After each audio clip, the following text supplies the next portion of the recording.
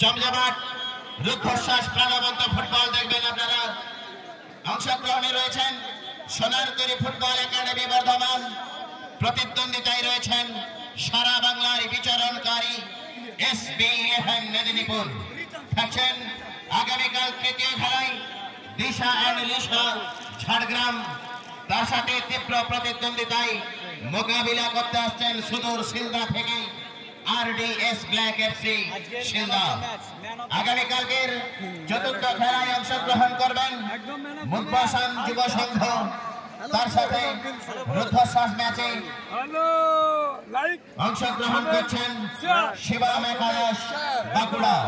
আগামীকালকের খেলাগুলি দেখতে আসার জন্য আপামর ফুটবল প্রেমী দর্শক বৃন্দদের জানাই মহেশপুর ডক্টর জাকির হোসেন স্মৃতি সংঘের পক্ষ থেকে সাদর আমন্ত্রণ।